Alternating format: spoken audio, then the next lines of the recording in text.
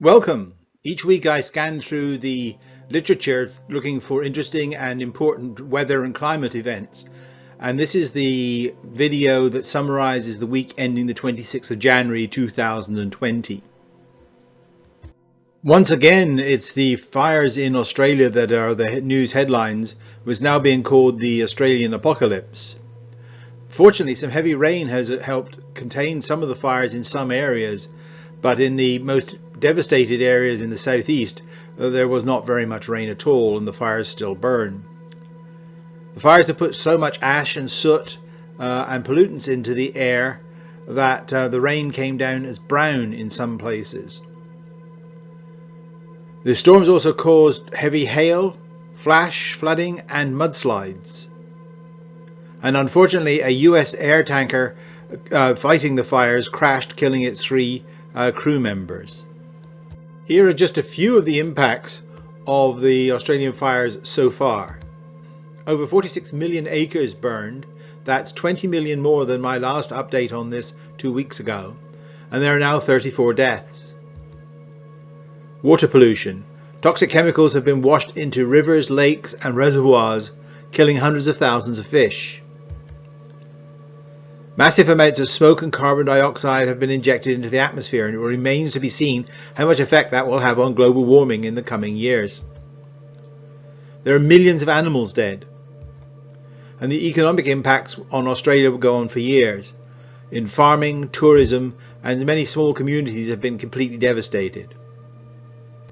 If you want to help out our Australian friends, then there are a number of charities that are accepting donations to help both the displaced people there, the wildlife and the fire services that have been fighting these fires for so long now. I've got some here listed, so you can pause the video and note what they are, or you can go to the web yourself and look some of these up. I would warn you that apparently that some of the crowdfunding sites that are supposedly supporting the Australian fires are in fact bogus, so you should really not use those unless you're very sure that that group is genuine. Now let's move to Europe. A storm called GLORIA has been lashing eastern Spain. It has killed 9 people so far and 4 are missing. There were over 200,000 people without power, and there were heavy snow in the mountains of Spain. A massive snowstorm hit Newfoundland this week. Over 30 inches of snow hit St. John's. Apparently that's a record. There were hundreds of thousands of people without power. A state of emergency has been declared in the state, and a number of troops are going to be deployed to help with the cleanup, particularly to get roads clear to the hospitals. There have been a number of deadly avalanches around the world. 7 people are missing in Nepal after an avalanche, and 1 person died in Lake Tahoe, California as a result of an avalanche. There's been some very bad news as far as climate is concerned. This plot from the Japanese Meteorological Organization shows the heat content in the oceans for the last 60 years. You can see from 1960 to 1985 there was a slow but steady increase in ocean temperatures.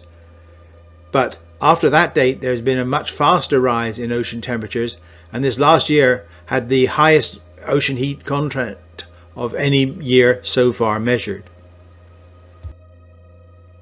If you recall some of my previous videos, you'll know that Florida has been in the wars for the last few months with various problems with red tides and bad weather. To add to their problem, we have a new threat. Warm and damp weather conditions have been favorable for the development of certain types of fungus. Pictured here, this fungus is called Pestilatoposis. I'm sure I'm not pronouncing that right, but you get the message. It does this to strawberries and strawberry plants. And Florida is the second largest producer of strawberries in the United States. So this is not good news for strawberry lovers either. There has been major flooding in Madagascar. They got over 11 inches of rain, which is called flash flooding. 26 people are dead, 20 more are missing. People are having to be evacuated by boats and by helicopters from their homes. I'm afraid you are drinking poison every time you take water from the tap. There's a chemical called PFA that is actually perfluoroalkyl chemicals. These are called forever chemicals because they don't break down naturally. So if you take them into your body, they just build up and build up over time. They're used in non-stick coatings, food packaging, cleaning products, water repellent fabrics and firefighting foams. They were found in the water supply of 43 out of 44 major cities that were tested by the EPA. They are linked to immune system problems and thyroid issues, as well as an elevated risk for certain types of cancer, according to the EPA. This would rank as one of my worst nightmares, so many insects that you can't avoid them. There's been a locust outbreak in East Africa, particularly in Kenya, which is the worst outbreak seen in the last 70 years. And the number of locusts could grow by an order of magnitude by this summer. This, of course, threatens crops and could lead to famine in the area. The UN has appealed for help to try to suppress this outbreak. Each week I look at the scientific data to see how many new record highs and how many new record lows have been set. If there are more record highs than record lows, then we have a warming planet. If there are more record lows than record highs, we have a cooling planet. This last week there were 921 new record highs set, compared with just 105 new record lows. That's a ratio of about 9 to 1. Year to date, i.e. for the month of January, the ratio is like 7 to 1. The conclusion we can draw from this, therefore, is that the Earth is continuing to warm. We have the flu season ahead of us, and what can we expect?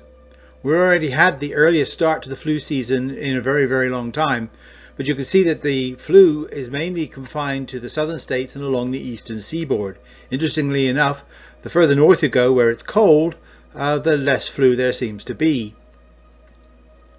However, the most dangerous thing at the moment seems to be this outbreak of coronavirus in China. It's spreading rapidly. There are already 2,000 cases with 56 deaths. The most vulnerable are the old, the very young, and those with a compromised immune system or who are ill from respiratory diseases. It seems to be very infectious and can be spread by person-to-person contact. So, if it comes to your area, you should be wearing a mask and try to avoid crowded places as much as possible. So that's all there is for this week.